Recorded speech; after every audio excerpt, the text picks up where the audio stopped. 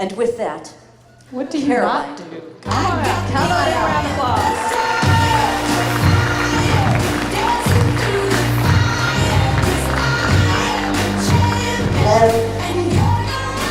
I'm on. So she whispered to me, is there something that you not do? The first thing that popped into my mind was, well, I probably won't make a very good nun. Okay, that's, do you know that line? That is from The Sound of Music. That is one of the best musicals ever. So anyway, hi. So my name is Caroline Ceniza-Levine, and Oh, here, let me show it to you. And she's not blonde, everybody. I know. I'm the embarrassment of the Asian race right now. What is it? We can't get the technology. What? Yeah, I know. I was pressing that one. Oh, is it just? Oh, there we go. There we go. Okay, so I love this quote from Margaret Young, who's an author. Often people attempt to live their lives backwards. They try to have more things or more money in order to do more of what they want so that they will be happier. The way it actually works is the reverse. You first must be who you really are, then do what you need to do in order to have what you want. So I love this quote because in my line of work, I hear a lot of people talk about what they want to have more of. I want to have that dream job. I want to have that fun project, or I want to have this or that. Thinking that once they have that, maybe a certain amount of money or a certain amount of success, they're going to do something with that, and then they're going to be fulfilled, or content finally, or happier. And it's really what she's saying and reminding us, it's the reverse. It's first you actually get happy, then you get successful. And the thing about balance, when I was asked to talk about something around work-life, hacking or work-life balance, I thought, do we really want balance, or is it something that we think balance is going to give us? And so what I mean by that is, when you listen to my story, for example, I do a lot of different things. And it might seem like I have ADHD or something career-wise. I call myself the Warren Beatty of careers. I just cannot settle down, right? But it's what makes me happy. And if you haven't done one of these maps for yourself, I highly recommend it. So really just pulling different logos from your background, from the things that you do, so that instead of a standard bio, you just put a picture of yourself. You put a visualization of yourself. It's a really fun exercise, and it's just a reminder of all the interesting things that you do. So that's my picture map. Let's do your story. So now I know the elevator speech is dead, so I'm going to call it the elevator pitch, which is why that baseball is screaming, because we're going to be doing some pitching tonight. So find someone that you don't know and partner up with them. If you don't have someone next to you that you can partner with, raise your hand so that we can partner with them. We're actually going to do an exercise. So you will have to partner with someone. Find someone. Find someone. If you don't have a partner, raise your hand. Yes? She needs a partner. Okay, see how there are two hands raised? Walk over to her. Go. So, did you find someone? Stand up. Who can partner with us? Okay. Jean, can you go find her? She's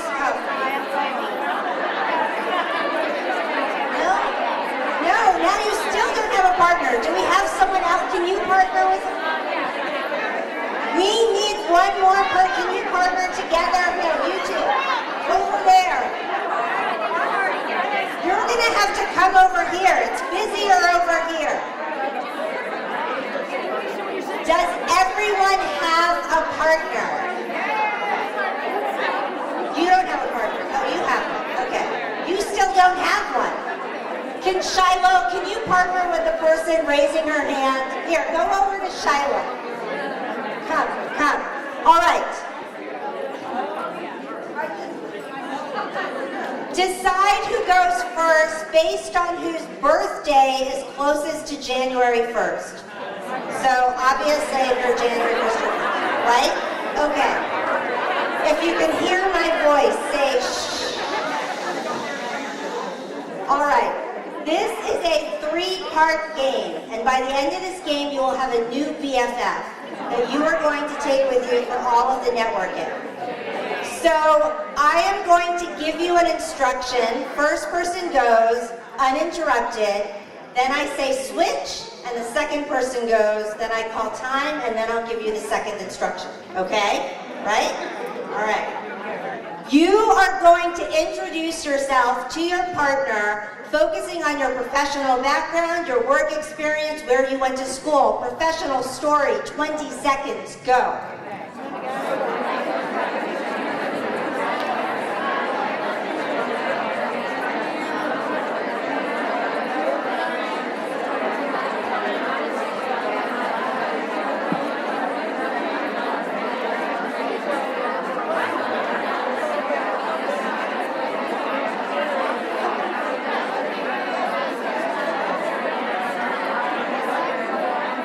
And switch, second person professional story.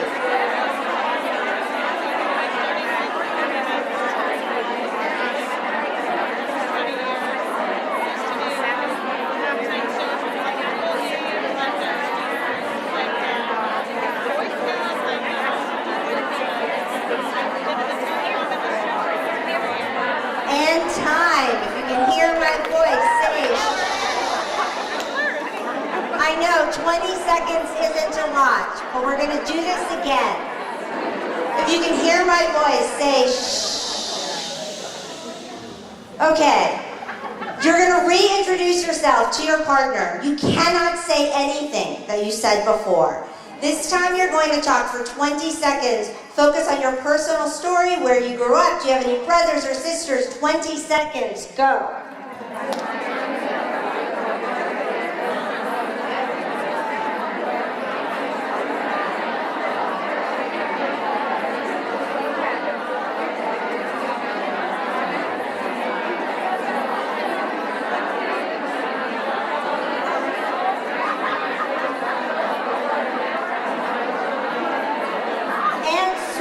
Second person, personal story, second person.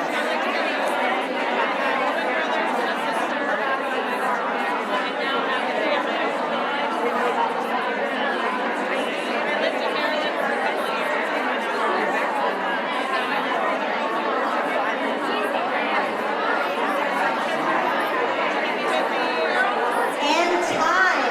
You can hear my voice, say shh. All right. So I did warn you, this is a 3-part game. So you know where this is going. You are going to reintroduce yourself to your partner. You cannot say anything that you said before. And this time, I only want you to talk about your passions and your preferences. I love this, I love that. My name is Caroline, I love the color red, and I love to dance. 20 seconds, go.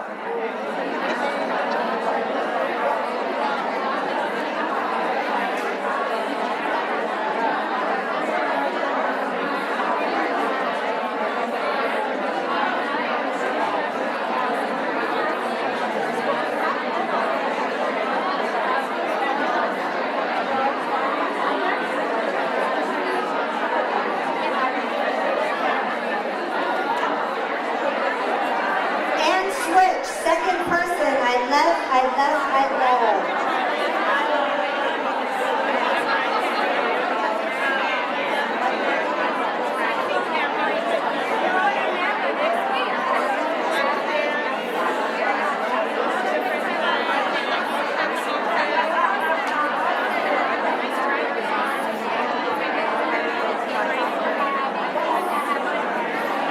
And time, you can hear my voice, say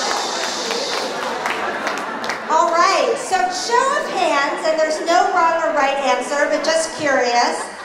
When you were the person speaking, so you were the one who was giving the pitch, which was the most comfortable for you?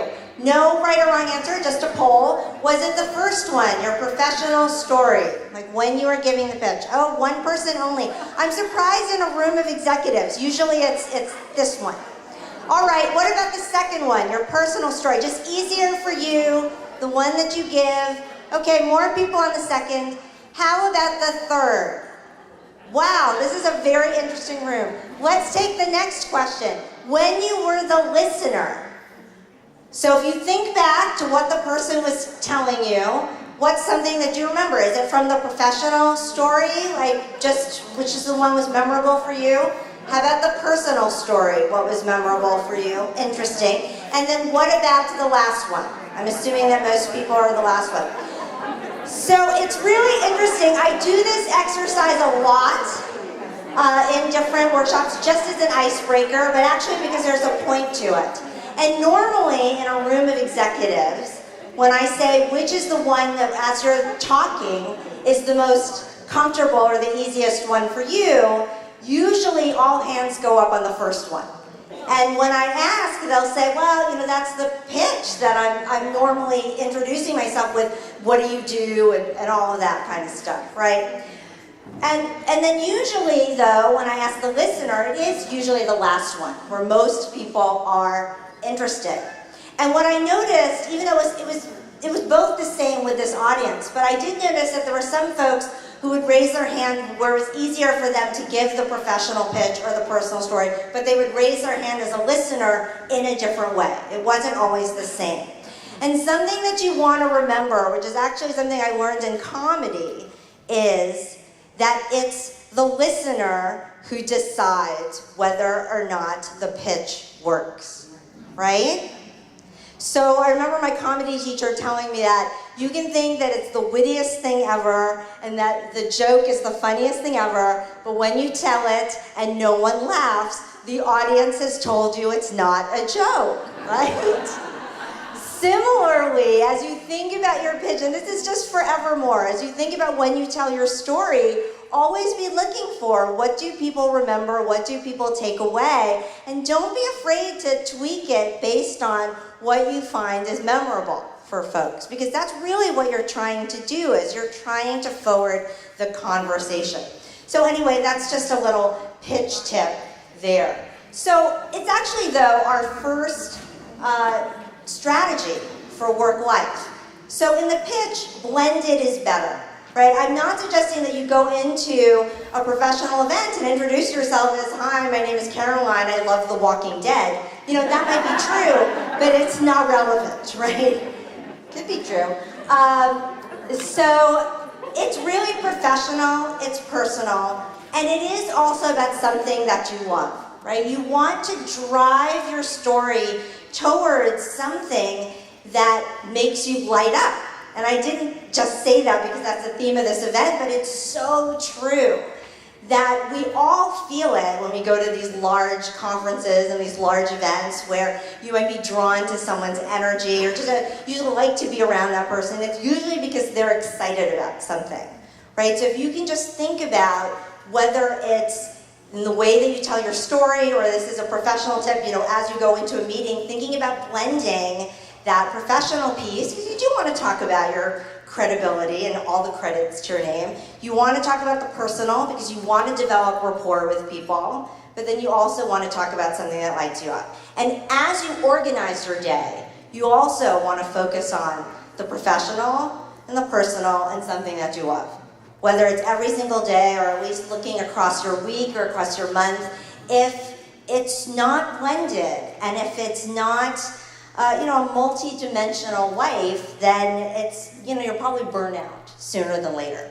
So blended is better is our first strategy. We're going to talk about 10 strategies. Why? Because not everything works for everyone, right? And so the idea is to really just lob out some of my favorite strategies that I've picked up in my work in executive coaching, seeing what works for people who have very busy lives and very busy careers. And I think you'll have a lot of fun. So the second is also something, the reason why I construct the pitch this way, and I talk about professional, personal, and then something that you love, is because, again, both for professional reasons and for personal reasons, you always want to find the pull over the push. So what's the pull? Gee, that's interesting. Let's do some more of that. Let's do that, right? I want this. Versus, I'm bored. I'm not challenged. I'm tired of this client. I'm tired of this project, right? I want to get on something else because I want to get away from whatever it is. When you find yourself talking like that, you are like the icky ex trying to come back.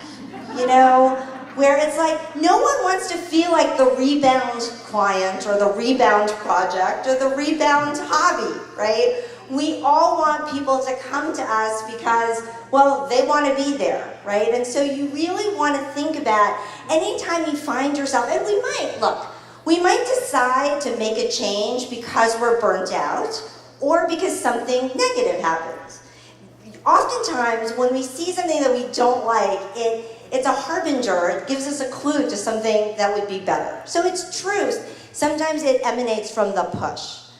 But you just never want to stay there, right? You always then want to find something that is pulling you forward. Go back to something that you love, because you'll be just a much more attractive person at conferences and everywhere else. Okay, get social. And I don't just mean social media, but you have your new BFF, right? So, this is an assignment. You see all those 5 ways that you can keep in touch with your new BFF. Don't we go to these conferences, we exchange business cards, and then what happens? Sometimes nothing happens, right? And sometimes it's awkward, because it's like, how am I supposed to keep in touch with this person? They might be across the country, or there might not be another occasion until next year's event. So, thank you for being my pitch partner, right? That can be as simple as that. It can be a congratulations. You hear something that happens with their company, they land a big account, or whatever it is, send them a congratulations, right? Make a referral. You talk to them, you know something about them professionally, something about them personally, you know what they love. So isn't there someone that you can connect them to? And in fact, as you do the networking later, think about introducing your new BFF to other people in the room. It is oftentimes easier to work a room, a big event like this. I tell you, it's very hard for me to work big events. I just stand by the food or I go to the bathroom. That is my strategy. It's like food, then the bathroom. And then if I manage to run into someone, I'm like, oh great, that's my thing for the evening, right? That is my agenda. So, but if I'm going to introduce someone else, it takes the pressure off of me. Right? So think about that. You know someone else in this room, at least one other person, because you did the pitch exercise. So introduce them to other people. Give them a results update, right? So maybe they gave you an idea, or maybe you heard an idea at this event or at the broader conference, and you can just email them a month from now saying, oh, I heard this, then I did this, and here's what happened, right? Or you can solve a business problem for them. Again, you know what they do. Maybe you send them an article that helps give them some information about something that they're working on. So the thing that all of these things have in common is that they are generous, they're focused on the other person, and they are non-committal. Right? So I'm not asking for a coffee, because who has time for coffee? And you're in Iowa, so when am I going to go to Iowa to have some coffee, right? So if I said that, it would be like, why would I even, but I want to keep in touch, right? So you can get social, you can even do it over social media, but you don't have to make it difficult for the other person. Okay, have we seen this exercise? It's a famous coaching exercise, right? You have a glass jar, it's large, it can fit a lot of things, and you have to try to get as many of the big rocks, the pebbles, the sand, and the water as possible. So what is the answer to this famous coaching problem? Do we remember? You put the big rocks first, then the smaller rocks, then the sand, then the water, with the idea that the smaller things will fill up the space that's allotted, but you want to make sure that you get the big rocks first. So, listen, both in your professional life and your personal life, and you get to decide this, what your big rocks are, right? But normally, I think people understand this exercise intuitively. I think what makes it hard to do is that sometimes it's hard for us to define what our big rocks are. So it's just something to think about. just recognize, and I'll bring this up again later, that sometimes that changes, right? Depending on, you might have taken on a big project and that needs some attention to get lift off. So that is a big rock for right now, but then it might be on maintenance later on. So sometimes things change. So we've heard of a food diary, a spending diary. I keep a time diary. And when I have clients who just have no idea how to make changes in their life because they feel like they're running flat out and they don't have the time, I encourage them to keep a time diary. This is a judgment-free zone. I never even look at it. I just have them do it. And I have them do it on the half hour. But the trick is that not only do you say what you're doing, which is the activity, but then you have to assign it somewhere. Meaning that if you spend half an hour commuting to work, you could say that your client is your career overall, right? If you're reading a book while you're on that commute and it's a fun book, you could say that that's self-care time. If it's a professional development book, you can say that that's training time, or whatever you want to call that client, right? If you watch 3 hours of Law and Order, because that happens to me, and then it's like, oh, the next one is starting. I remember that, but I have to watch it again. Right? It's like I know exactly how it's going to unfold, but I just have to watch it again. So, all of a sudden it's like, oh, and I fill out my time diary, and it's like Law and Order doesn't really count as self-care. You know what I'm saying? So it's really unbillable time. So you want to think about, even as you just fill this out, even just for a little bit. So what I tell people is fill it out. No one's going to see it except for you. And just look at it and say, how much of your time is unbillable, where it really just doesn't belong anywhere? And how much of your time is spent on the big rocks or on the clients that matter? Because many times we say we're so busy doing stuff, but what are we really busy doing? So again, just like a food diary or a money diary, that's a technique that works well. Follow your natural energy. Some people are morning people, some people are night people. You know that for yourself, right? So there are always going to be pockets of time where you feel like you can do your best work. Save that time for when you need to do your best work, right? So when I need to do my thinking work, I'm a morning person, I do it in the morning. My 22-year-old is still fast asleep till 1 o'clock in the afternoon. She's like a vampire. I don't know what is happening, but she doesn't get up. So she's the late person, right? So you figure out where that is and schedule accordingly. There are a lot of senior women in this room, right? So if you need your quiet thinking work in the morning, don't put meetings there, right? Schedule all of your meetings. I bunch all of my meetings in the afternoon. That's when my energy is waning, but I get energy from other people. So I'll just draft on their energy for the afternoon. Like that's the way that it's like biking, right? Like totally. I'm like a vampire that way. So I'll just take that. So think about it, right? You know that for yourself, and you might be able to see it actually from your time diary. So follow your natural energy. Set it and forget it. Yeah, I stole that from the rotisserie chicken. Okay, I did. If that sounds familiar, it's because I stole it. Okay, but it's so helpful, and I don't mean for cooking. I mean for your calendar. When I make a doctor's appointment for my annual physical, because that is part of self-care, right? We need to take care of ourselves before we have a torn meniscus or some terrible thing happens. As soon as I make that appointment, I set a reminder for the next year at the same time to make the next appointment, right? So I know that my taxes are due April 15th. Everyone's taxes are due, not just mine, by the way, right? So I know that my CPA needs things. And they're not just going to fall out of the sky. I'm going to have to look up these things. So I know sometime in January and February, when all the statements come in, I'm going to need a few hours to get my statements together. That's true every single year.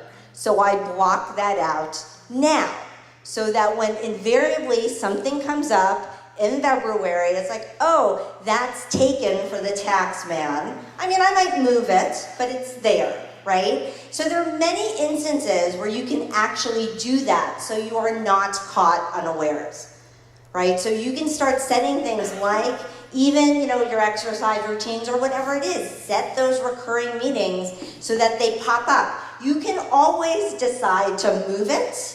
I'm not a time Nazi, right? I'm not going to be like hovering over your shoulder. But then you make that choice, right? So you are making that choice to move it. And something that you want to think about, I always encourage people to set appointments as if they're prompts. So, you know that you're supposed to be networking, right? So once a month, set an appointment that says, have I reconnected with someone that I haven't seen in the last 30 days? Have I fill in the blank based on what it is you're trying to accomplish? And that might be a prompt that comes up every month or every 3 months or once a year, right? And so it's set it and forget it. Paula Poundstone. I love Paula Poundstone. I love her in Wait, Wait, Don't Tell Me, which if you haven't heard, it's this funny news radio show on NPR. Funny. Anyway, so I love this quote. Adults are always asking kids what they want to be when they grow up because they're trying to get ideas. Right? I mean, I'm 47. I don't know what I'm going to be when I grow up. That's why I keep starting businesses. It's just like you have to keep growing. You have to keep trying things. So we're pushing towards the end of the year. Forget about the New Year's resolution, okay? Just forget about the New Year's resolution. I always say substitute the New Year's resolution for 12 smaller monthly experiments, right? So if you decide that you want to get fit, so the first month can be about learning about nutrition. The second month could be about, I'll take that for the second, third, and subsequent months of the year. Which would also be about getting healthy, okay? And I know that for me for a fact because I married my high school prom date. Yeah, seriously. I did, and we are going to be here 25 years next year. So anyway, so the monthly goal, right? So you've got nutrition, you've got sex, you've got stretching, you've got cardio. You can have different monthly experiments that you do for the rest of the month, for the rest of the year, right? Instead of saying one thing, like I'm going to lose 10 pounds, which is not inspiring to anybody, okay? So just ditch that and try something else. And then, I love this book, Scaling Up Excellence. If you are in a position where you're trying to grow really large, maybe you're in a management position with your company, I highly recommend this book. 2 Stanford professors, Bob Sutton, who wrote the No Asshole Rule, that was his breakout book. I don't know if you read that book, about not hiring toxic people. And then Huggy Rao, which is like the best name ever, right? His first name is Huggy. That's the best. So Scaling Up Excellence is about fast growth companies, but they talk about something called the pre-mortem, which if you've never done, I think is a really fun exercise, and I would do it with some friends perhaps who understand your business, which is this: imagine a decision turned out extremely well, right? So it's the pre-mortem because it's before anything has happened. What was in place to make it so?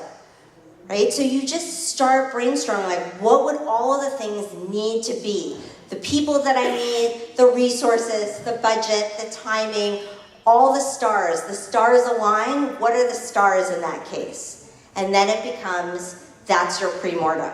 So I highly encourage you to maybe get a group of people together to do that. That's number 9. And then number 10, if you remember some of the things that I'd said, like set it and forget it, follow your natural energy, pull over push, right? Keeping the time diary, what are your big rocks?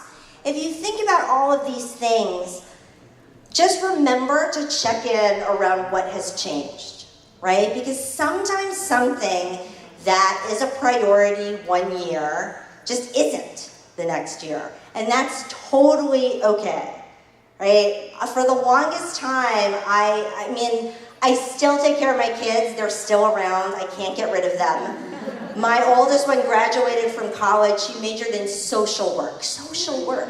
I know it's great, but it basically means she's living with me forever. Do you know what I'm saying? Like, I was like, computer science, finance and accounting, no, please. So, you know, for her 21st birthday, I got her a locksmith. I mean, that was a present for me, I think. So, here's the thing. You have to ask yourself what has changed, right? Certainly, the way that I balance my time with a 17-year-old and a 22-year-old is very different than when I had a 1-year-old and a 6-year-old, right? Like it just totally looks different, right? And similarly, when I was starting my company to when it's 11 years old, totally different, right? The challenges are different, the way that I spend my time, totally different. And so think about where that is with your life. I remember talking to a group of financial women. This was right after Lehman had folded and the government was doing all of these stress tests. And it was executive women, it was in HR, and it was one of the banks. They did survive, but they were in the news, and for a long time we were not clear that they were going to survive. And so I said to them, let's just throw work-life balance out the window. We're in an extraordinary situation. You tell your spouse, you tell your children, you are working late, you need them to hold the fort at home because for the next month, you know, it's going to look like a shit show, pardon my French, right? Because that's what it was gonna be. This was an extraordinary time. And so that work-life balance scale was way out of whack. Now, 6 months after that, if it's still out of whack, there might be something wrong. But at that time, it was totally appropriate. The company might be going down in flames, right? So don't let anyone make you feel guilty for burning the midnight oil if that's what you have to do, because something has to get out there. And similarly, I've had the flip side of this situation where, you know, I've had high-flying executives and, you know, it could be an illness in the family, or it could be a divorce, or it could be something's going on, and they need to coast a little bit. They need to coast in their job so that they can be focused on something outside their job, and that's totally fine.